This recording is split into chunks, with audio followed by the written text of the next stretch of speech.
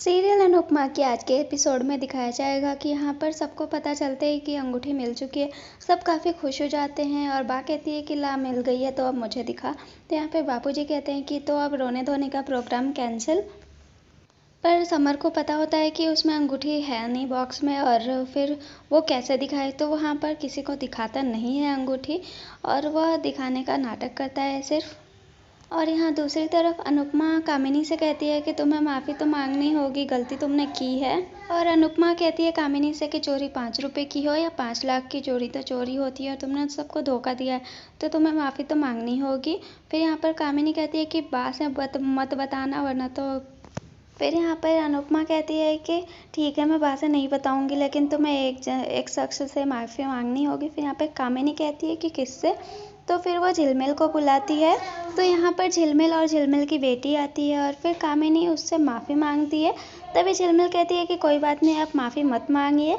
फिर अनुपमा झिलमिल से माफ़ी मांगती है। समर को बा कह रही होती है कि अंगूठी मिल गई है तो दिखा क्यों नहीं रहा है। तभी अनुपमा आ जाती है और फिर अनुपमा कहती है कि समर क्यों परेशान कर रहा है सबको, अंगूठी दिखा देना बा इतना कह रही है तो। फिर समर यहाँ जैसे ही अनुपमा के पास आता है, अनुपमा उसमें अंगूठी डाल देती है और फिर वह बा को दे देती है और वो कहते हैं कि आप घर की बड़ी हैं तो आप ही इस अंगूठी को संभालिए। ये सुनकर बा काफ़ी खुश हो जाती है और बा कहती है कि हाँ मैं इसकी निगरानी करूँगी।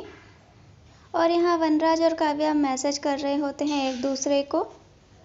फिर यहाँ दूसरी तरफ नंदिनी समर को कहती है कि ये लो ये खाओ, मेरे घर आए हो तो फ्रेंच फ्राइज़, और वो गर्म करके देती है। तभी यहाँ पर समर कहता है कि तुम खाना बना के नहीं खा सकती, बाहर का ही खाती रहती हो। फिर यहाँ पर नंदिनी कहती है कि मुझे खाना बनाना नहीं आता है। तो यहाँ पर समर कहता है कि अच्छा खाना बनाना नहीं आता है लेकिन खाना खाना बहुत अच्छा लगता है तुम्हें। तो नंदिनी कहती है कि हाँ खाना खाना मेरी कमज़ोरी है। फिर यहाँ पर समर और नंदिनी बातें कर रहे होते हैं और फिर समर कहता है कि रुको मैं कुछ करता हूँ। फिर वह आलू चाट बना के लेके आता है फ्रेंच फ्राइज को ही, और फिर वह खाकर नंदिनी बोलती है कि बहुत ही ज़्यादा टेस्टी है। फिर यहाँ पर समर बताता है कि मुझे मम्मी ने कुकिंग सिखाई है, मुझे सब कुछ आता है। मम्मी कहती है कि चाहे लड़का हो या लड़की हो खाना बनाना सबको आना चाहिए, ज़रूरत हो या ना हो। फिर यहाँ पर वनराज कहता है कि हमें एक मीटिंग वीडियो कॉल पर अटेंड करनी है तो काव्या से।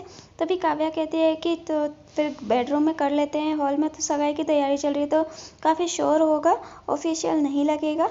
तो यहाँ पर अनुपमा सुन लेती है और वह कहती है कि बेडरूम में ना जाकर आप हॉल में कर लीजिए, क्योंकि घर में बुजुर्ग है, उन्हें शायद आपका बेडरूम में मीटिंग करना अच्छा ना लगे। ये सुनकर काव्या को काफ़ी बिल्कुल भी अच्छा नहीं लगता है।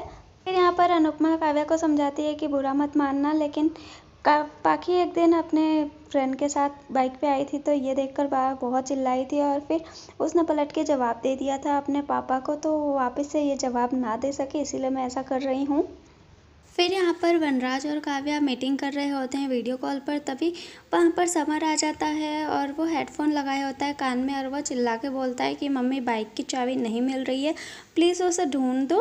और तभी वनराज उसे देखता है और काव्या भी उसे देखती है। उसके बाद समर फिर से चिल्लाता है और ये देखकर काव्या उसके पास आती है और फिर समर हेडफोन निकालता है और फिर काव्या कहती है कि आसपास देख के चिल्लाया करो, दिखता नहीं है मीटिंग चालू है। तभी यहाँ पर समर उससे सॉरी बोलता है और कहता है कि मुझे पता नहीं था कि पापा मीटिंग कर रहे हैं। पापा का जब भी कॉल आता है वो बेडरूम में जाते हैं। तो यहाँ पर अनुपमा भी आ जाती है और फिर वह कहती है कि कोई बात नहीं, सॉरी बोल दिया ना, बात ख़त्म हो गई। तो यहाँ पर काव्या कहती है कि बात ख़त्म नहीं हुई है अनुपमा, और वो चिल्लाने लगती है और वह कहती है कि घर में कोई हो या ना हो ऐसे चिल्लाना बैड मैनर्स होती है और तमीज़ नाम की चीज़ नहीं है क्या तुम में। तो यहाँ पर अनुपमा कहती है कि इसे तमीज़ सिखाने के लिए इसकी माँ है अभी, तुम टेंशन ना लो।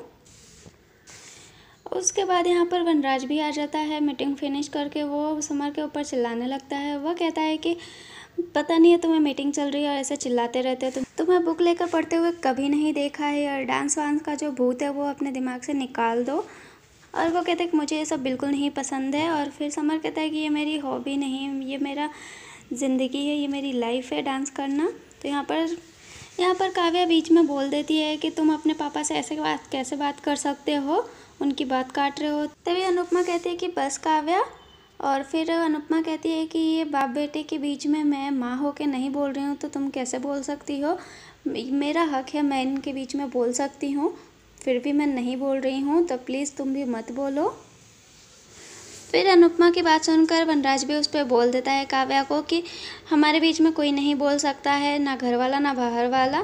और तभी काव्या ये सुनकर काफ़ी गुस्सा हो जाती है। फिर वनराज वहाँ से चला जाता है और फिर अनुपमा काव्या से बोलती है कि दिल पे बातों को मत लेना, वो ऐसे ही बोल देते हैं और वो जब बेटों से बात करते हैं तो कोई भी बीच में नहीं बोलता है। फिर यहाँ पर अनुपमा जब वनराज के कपड़े प्रेस कर रही होती है तो काव्या वहाँ पर आ जाती है और वह कहती है कि ये भी तुम ही करती हो। फिर यहाँ पर अनुपमा कहती है कि उनका निजी काम सब कुछ मैं ही करती हूँ, उन्हें बाहर वाला कोई काम करे उनका ये उन्हें बिल्कुल भी पसंद नहीं है।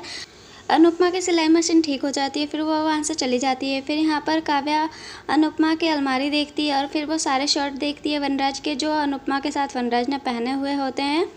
फिर यहाँ पर अनुपमा तो पारितोष के लिए कहती है कि मैं इसके लिए शेरवानी बनाऊंगी और वो साड़ी निकालती है। वो कहती है कि ये साड़ी मुझे वनराज ने गिफ्ट की थी, वही साड़ी है ये सब पारितोष को बिल्कुल भी अच्छा नहीं लग रहा होता है। अनुपमा समझ जाती है, वह कहती है कि मुझे पता है कि तुम लोगों को रेडीमेड कपड़े अच्छे लगते हैं, बट इतने सारे फंक्शन होंगे तो किसी में भी पहन लेना, ये हम दोनों का आशीर्वाद है। पारितोष इस बात के लिए मान जाता है। तो फ्रेंड्स, आज के एपिसोड में बस इतना ही बताया गया है। तो वीडियो पसंद आए तो वीडियो को लाइक शेयर एंड सब्सक्राइब जरूर करें। Thanks for watching.